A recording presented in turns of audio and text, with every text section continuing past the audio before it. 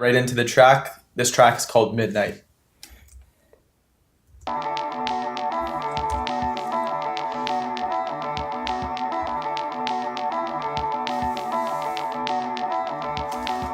So starting here, we have a guitar atmospheric that I've laid down as well as a drum loop. So the guitar atmo has a lot of crazy random stuff. I have no clue why I did this, but it sounds good, so whatever. That's how we started off the EQ, and I have some heavy compression as well as some space echo. You'll see me using this plugin a lot. I used Echo Boy a lot from Soundtoys. It's an amazing plugin. I'm gonna do an in-depth look into their stuff later on, but today it's just the track. And then I have the Glue, which is also a really, really good compressor. It's stock in Ableton. So that's the initial guitar. What I've done to it as well is it's 1 octave high. If you listen to it, this is the original sample.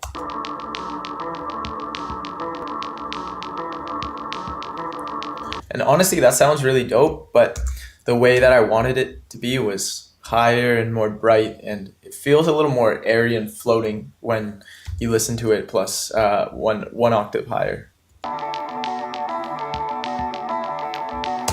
So over here we have the drum loop, just some EQ, simple EQ.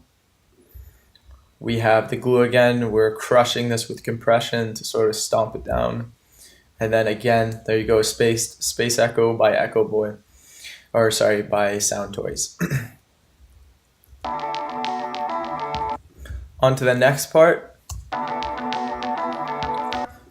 We introduce a little guitar, and it's hard pan to the left.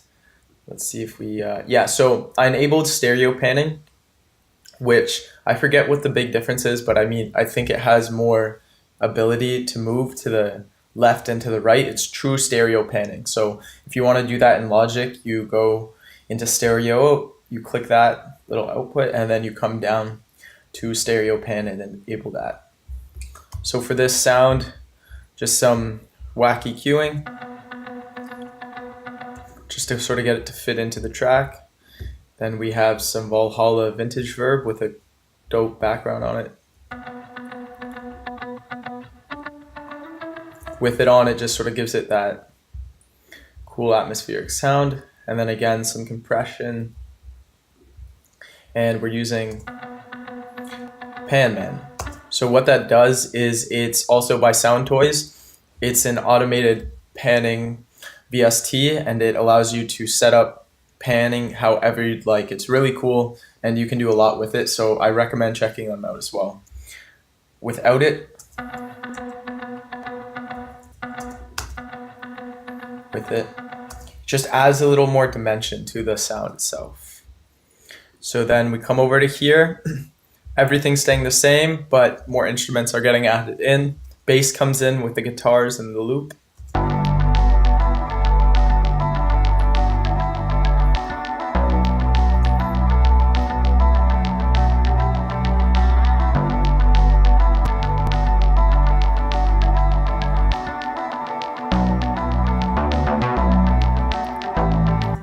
So the entire time the bass stays the same.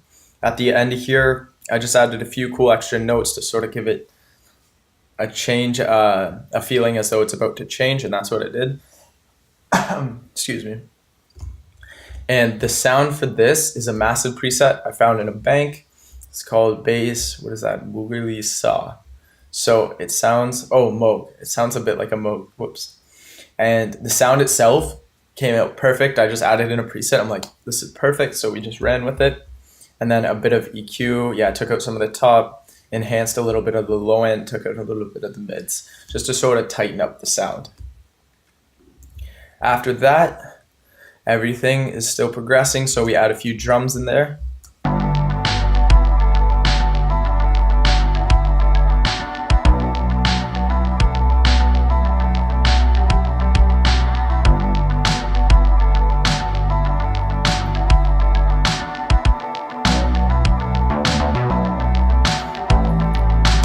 So you can hear the snare come in.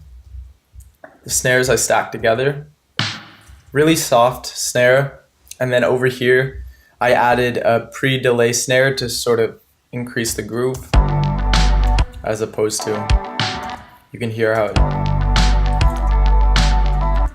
adds a little bit of something new to the track. And then here, before we come out of this, there's, what is this? Just a little section of drums, more or less to play live. It's just a cool little outro into the pre-chorus and then pre-chorus into the drop.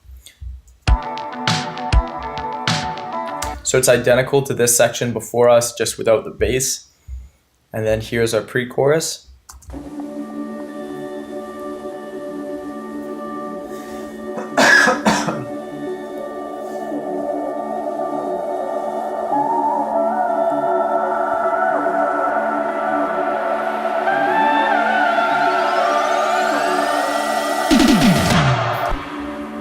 So a great little airy, atmospheric pre-chorus, and then right into the drop, or pre-build, I guess.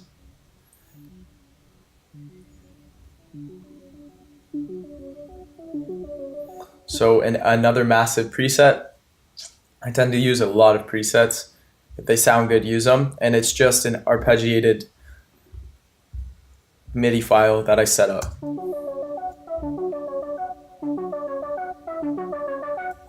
And I added that to the guitars down here because I felt like it would help just add another texture. When you're listening to the guitars together with the synth, it sounds like it just has an electronic waviness to it. Without it, it sort of feels a little empty.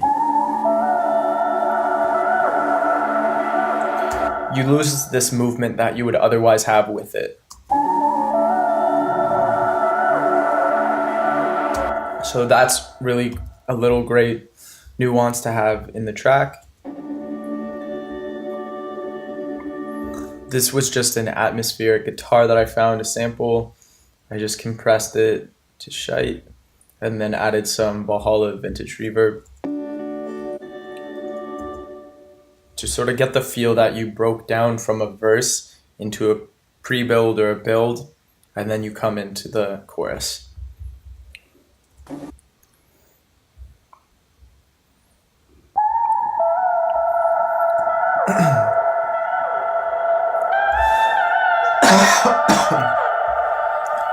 So that's the vocal chop that leads the track for the main section, for the chorus, quote unquote.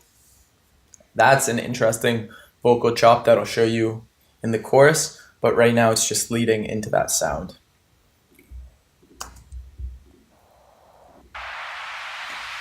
A simple upshifter that we use over here. Just a white noise sample I found on Splice. It's MDL. It's like a downshift, but I just reversed it and made it into an upshift and then a downshift.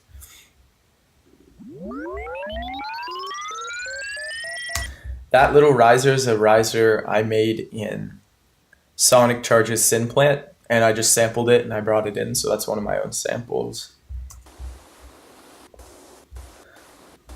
That's just some waves, atmospheric waves to add to the atmosphere of the break. And that's it for the pre-build. Actually, I lied.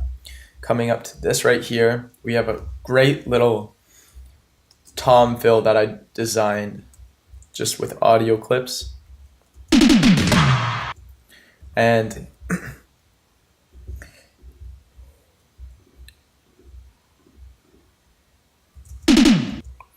I just rolled the initial tom into another tom, into another tom. Let's hear this last one.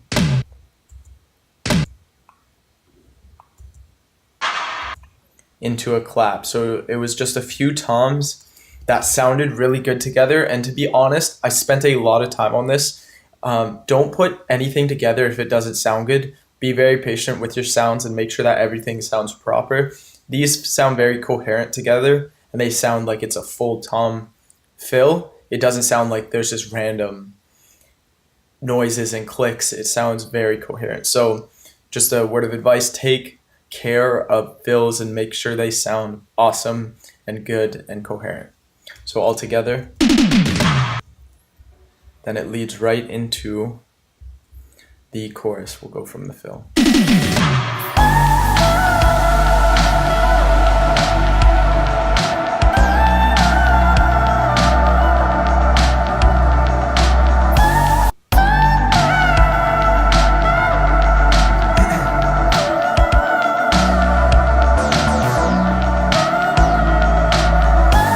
Okay, so we'll start top to bottom. Kick, drums, everything just comes in from last time, except we add just one single hat. So again, nothing changes. Whether I'm being lazy or not, the track sounded good, so I didn't add too much more.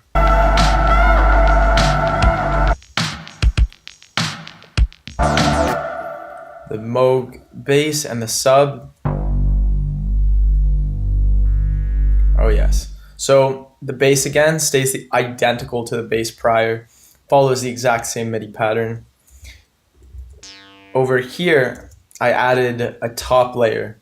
I did EQing to get rid of all the bottom end, and it's just a cool little lasery affected bass to add on top of the sub. So it just gives it a little bit of texture together.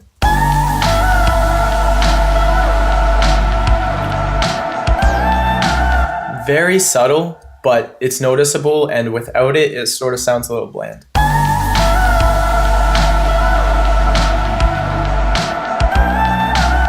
It sounds good, but it doesn't feel like a chorus where new things came in. It just sounds like I'm re-representing the verses. So over here, simple preset, taking out a lot of mids and lows, and it's just sort of coming in together with the bass to sort of give it a little more oomph and power.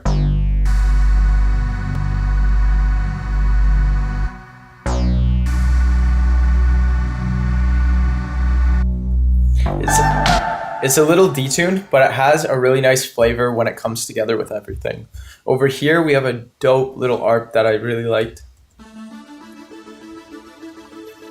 It feels like Stranger Things, or like you're back in the 1980s. It just feels very retro to me, and I love that. So this was a really good sound that I chose. Mouse arp. I forget the pack I got it from. I guess it's a Dead Mouse emulation.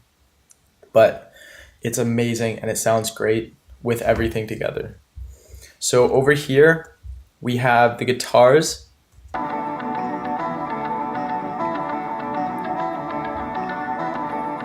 It's all the guitars from before, except we've added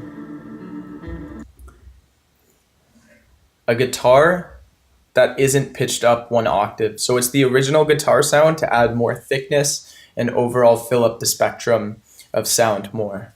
So that's simple. Again, just a little bit of EQ, whack EQ to fit it in.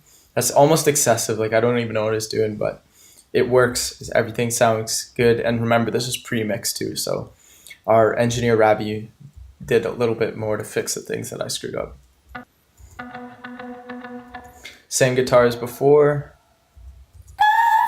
So this is the money shot. This is a really cool vocal chop. And I'll tell you why. It's because it sounds nothing like what it sounds without all of the effects.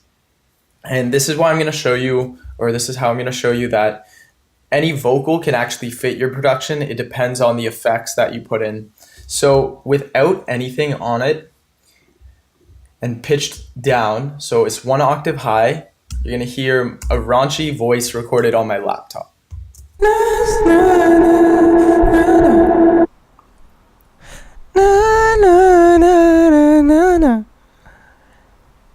Take your love better. So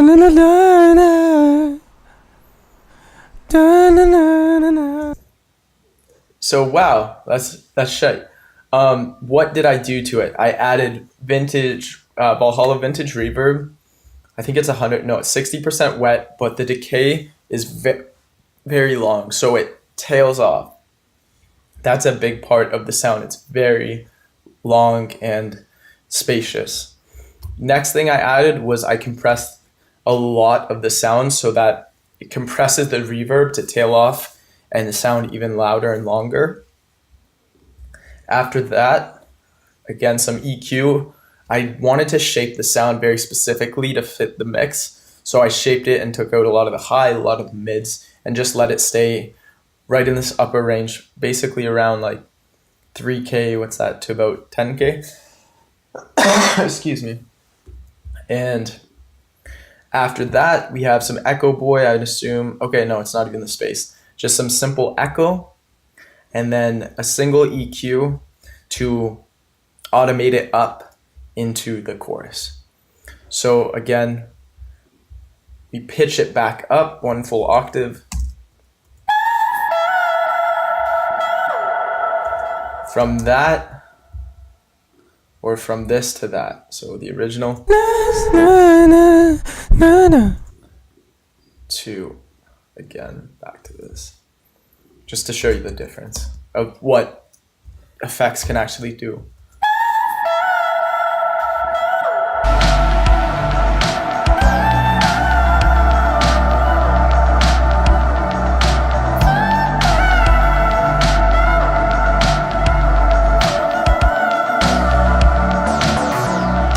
Crazy stuff. Okay, so now after the two sections of the chorus,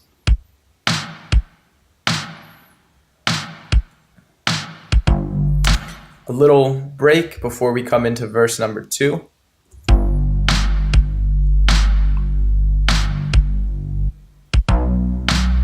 A little empty space. Nothing really changes from the original verse except it's a little more open and spacious.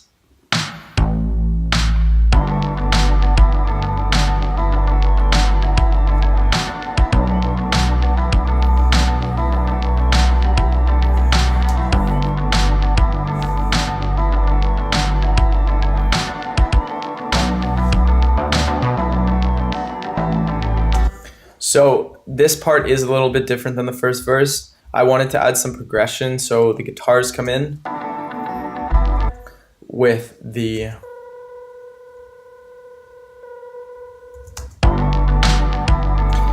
little synth that I didn't rename, and then some sirens. So overall, it's a nice feel to go from empty nothing. It's almost as though you don't expect it to come in with that type of energy. Then there's a break here. Again, a lot of these breaks are intended for the purpose of when we perform. You want to keep energy flowing and then dropping. So we have a break here, and then in comes a synth and a synth bass.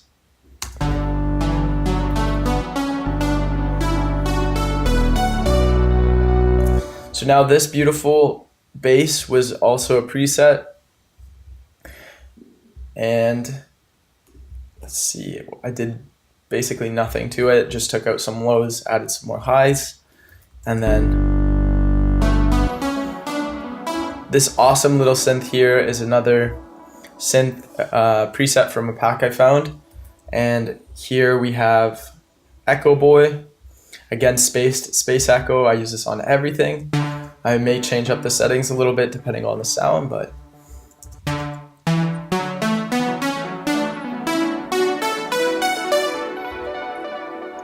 adds a lot of airiness to it. And then the Valhalla Vintage, put it on about halfway and just added 0.2 seconds of delay.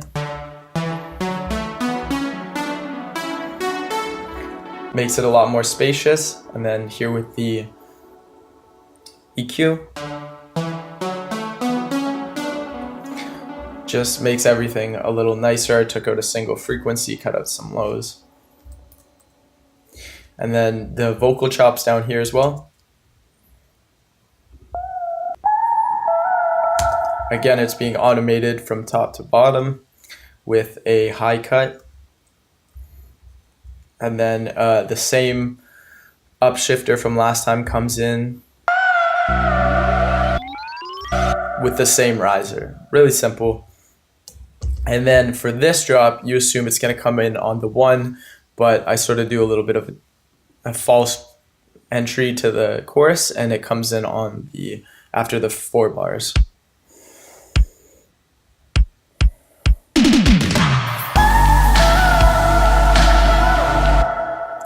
And then again, we copy just the same chorus as before.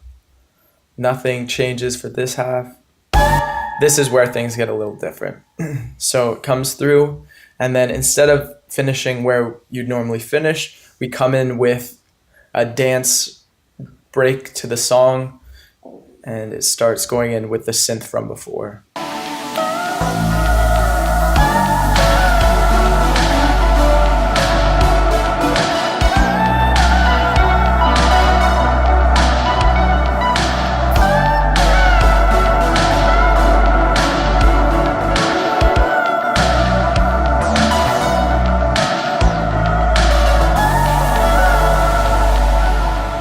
Hey, I apologize for that. I just had to cut the video. Okay, so on to the next part. We have this synth come in.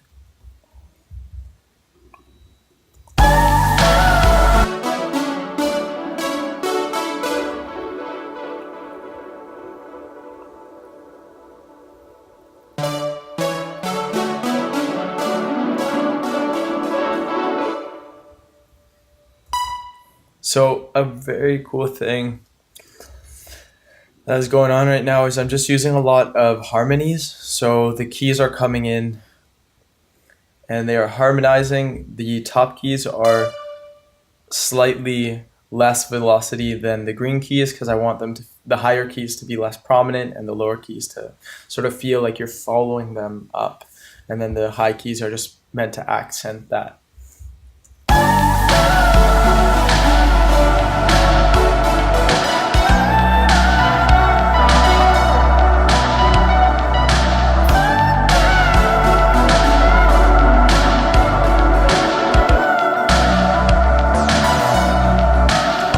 So there's just a bit of simple delay going on in the back for that one. And over here onto the next part.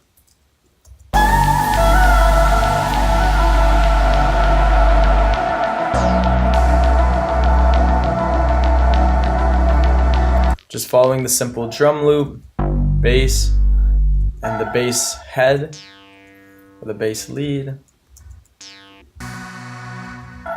The arp, the chords, and the guitars. Again, there's nothing new here, except that I changed the fact that the vocal chop stops and then comes back in. And then after that, we just have a simple outro. I thought the outro was very fitting. Some things in tracks, they just feel right. And this felt right to have end the track. Regardless of how long it was, the outro really feels as though as it was a proper way to finish up Midnight.